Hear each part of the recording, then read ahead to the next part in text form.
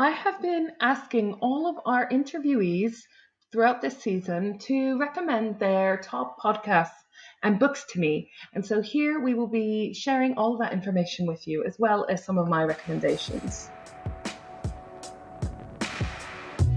Hi, my name's Dee, and through the beauty of our dreams, we are going to navigate the journey from employee to self-employed to business owner extraordinaire, empowering you to find balance in your life, fund your lifestyle with your passion, and ultimately have more time with your loved ones. Each episode will give you actionable tips on how to deal with the issue covered. I'm so happy you're joining us. I asked some of my guests on this podcast season to let me know what their top books and top podcasts were. And I'm going to share that now with you, including my recommendations. I told people they could pick between fiction books and non-fiction books. So it will be a combination of, books for self-care, for enjoyment, and other books that are really, really helpful in building your business and getting that business mindset right. For me, one of my favorite books of fiction is I Capture a Castle by Dodie Smith. She's the lady that wrote 101 Dalmatians. It's not a kid's book, but it's just so wholesome and so adorable. It's about a family that live in a kind of rundown castle, and it's absolutely gorgeous. It's one of the books that I read at least once a year, because it's just so super cute and just makes me feel really good, and it's such a relaxing read. My second recommendation is more an author rather than a specific book.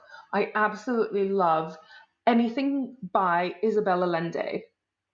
If you've never read anything by her, you might want to start with House of Spirits. House of Spirits. It's such a good book. It's also a film with Meryl Streep, so it's an amazing film as well. But her books are sort of family sagas, stories that cover generations of families. And sometimes the family stories go through several books, and they're just absolutely lovely. They're thrilling. They're so well written. So I really recommend anything by her. And in terms of business books, a book that I read recently that I really enjoyed because it really helped shift the perspective on jobs and income streams and so forth in the modern world. It's by Emma Gannon, and it's called the multi-hyphen theory. So it kind of talks about how, especially when you're self-employed, you're no longer just one thing. You're not just a fundraiser. You're not just a tutor. You've probably diversified your income streams, or it's possible that you're looking to do so because it's safer, easier, etc. And therefore, you might be an author hyphen copywriter hyphen tutor hyphen parent. I don't know. So it was just such a fascinating book. So I really recommend it. And I just love her color scheme as well, which you know how much it helps when something is pretty.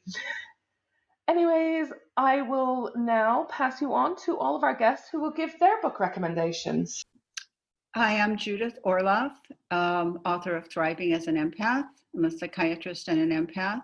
Three of my favorite books include The Empath Survival Guide, A Wrinkle in Time by Madeleine L'Engle, which is my favorite childhood book, and The Essential Rumi, which is about the Sufi love poet Jalaluddin Rumi and the power of love. Hi, I'm Valerie Wong. I'm a Pinterest strategist. And three of my favorite books, let me just say I have like a million favorite books. So these are just three of many, but I really love these books. First of all, I wanted to pick one fiction, even though I don't get to read fiction as much as I would like. And this is one of my favorite authors. Her name is Anne Rivers Siddons. As you might be able to tell from my accent, I'm from the US and I'm from the South, and she's a Southern writer. And so what she writes about just really resonates with me. And some of my favorite books by her, I've probably read them all, but Peachtree Road, Outer Banks, and Colony. They're amazing. So for fiction, that's at the top of my list.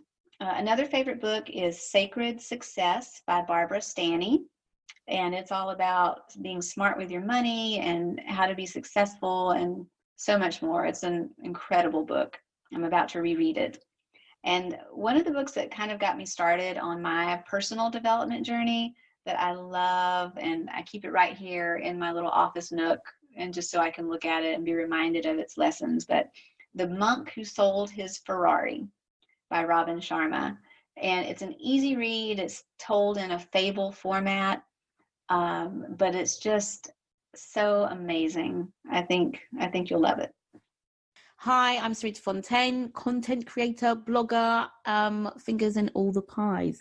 And I'm here to tell you about my 3 favorite books. My first favorite book is Queenie by Candice Carty-Williams. It's a fictional story, one set, I think, at the present time, and it's just about a young female who is struggling with just life. It's a really good one, really funny, and relatable. My second one is The Last Black Unicorn by Tiffany Haddish. Full of laughs. Tiffany Haddish is a comedian, and she just talks about her time in the industry and her personal struggles and how she became the legend that she is. And What I Know for Sure by Oprah Winfrey, that was kind of like very similar to Tiffany Haddish. It's an autobiographical type of book. She just talks about how she has become Oprah Winfrey, basically, just talking about her life and how she battled to get on TV, etc. So it's a good one. Hi, my name is Michelle Alderson from Heartfelt Illustrations, and here are my top 3 books. Very difficult to choose top 3, but here goes. The first one is Life After Life by Kate Atkinson. I absolutely adore this author, and I've got everything she's ever written. But this particular book was so gripping, I read it through, and then I began again at the beginning, and I read it through, and then I began again, and I read it through again for the 3rd time, trying to find out if I'd missed anything each time. It's such a gripping story, interweaving tale of time travel and what ifs, really. What if we could go back and try again? What if we could start again at a particular point in our life and do that again? And so I won't spoil the ending in case you should read it, and you all should, but it's about a really important time in history and what would happen if you could change that course at a particular point. So that was my top of the 3. Secondly, I've got another fantastic female author, J.K. Rowling. Again, I've read absolutely everything that she's ever written. I adored the Harry Potter books and read them multiple times. And then when she began to write adult fiction, I read all of those and I adored all of those. But the one book I did pick of hers that I thought I had to pick because it was so important was the very first one, Harry Potter and the Philosopher's Stone, because that's where her journey began, and that's where my love of her writing began as well. So I think we all know the story, the magical moment of discovering that you are a magician, that you're a wizard, that you're a witch, that you're something different. And this was a wonderful book, and I enjoyed reading it to my own children as well. So that's my second choice. And finally, another fantastic but sometimes controversial author of Enid Blyton, who I grew up with. I grew up reading her books. And again, I think that there's a tie through all of these 3 choices is the possibilities of something different and the magical worlds that might exist out there. Again, I love all of her books, but the one I've chosen that I feel represents her and my love for her work is The Folk of the Faraway Tree, which is an absolutely stunning story of a tree that at the top of the tree, different worlds visit. And each chapter, these children that go up the tree, they discover new worlds, new people, and magic at every turn. Absolutely wonderful. So those are my top 3. I recommend to each and every one of you. So I asked all of our guests what their favorite podcasts were. I'm going to tell you what mine were, but I really struggled with this because there's so many great podcasts out there, and I find them really good for when you're, doing tasks in your business that don't involve too much concentrating in terms of writing and reading, to have stuff in the background, to constantly be learning and stuff. Now, The first one that I'm going to recommend is actually the first podcast I ever listened to. I remember learning about how to properly listen to podcasts on my phone, and this was the one I started with. It's called Serial, and there's 2 seasons, and they cover they're sort of like murder investigation podcasts. Like a lot of empaths, I really struggle watching horror films and thrillers and crime things that are fictional, but for some reason I find it much easier to, and fascinating even, to watch and learn about real life crime. So that really piqued my interest, and it's quite traumatic, but very, very well done. And the second podcast that I really recommend is called Wellpreneur. The Wellpreneur is Amanda Cook, who's actually the lady who taught me how to listen to podcasts on my phone. She used to have a main focus on entrepreneurs in the wellness industry. And so the first couple of seasons are more focused on that. But to be honest, even if you're not in the wellness industry, most of the podcasts could still be of use or be interesting to you. But she's now changed her tact a little bit, and she's more, her audience is now more general people working for themselves, self-employed entrepreneurs who want to make sure that they're taking care of their own personal wellness. So looking at mindset and self-care and so forth for entrepreneurs. So she's absolutely fascinating. Again, her name is Amanda Cook, and she is the Wellpreneur. The last one I would recommend is Holly Tucker, Conversations of Inspirations.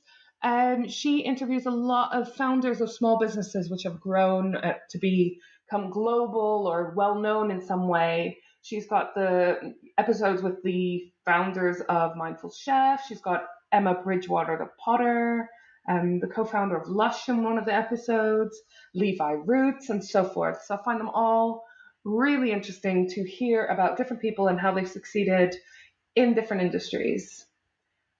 And now I'm going to pass you over to my guests who are going to make their recommendations. Hi, I'm Valerie Wong. I'm a Pinterest strategist, and 3 of my favorite podcasts. Now, I assume yours is a given, and you don't want us to include that one. So 3 of my favorite podcasts, in addition to yours, are The Intuitive Entrepreneur, which is hosted by Bridget Esselmont, who founded and runs Biddy Tarot.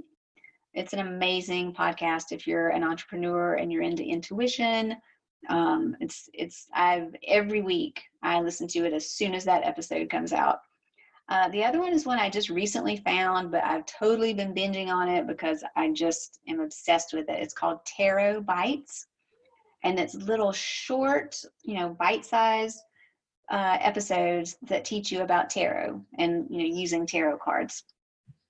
And most of the episodes are like 10 minutes long.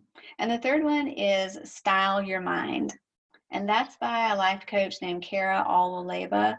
I haven't seen any new content come out in a little bit, but she has a lot of content on there, and I always find it really inspiring and motivating, and so that's been a really good one for me as well. So I love podcasts. I could keep going, but those are 3 of my favorites right now.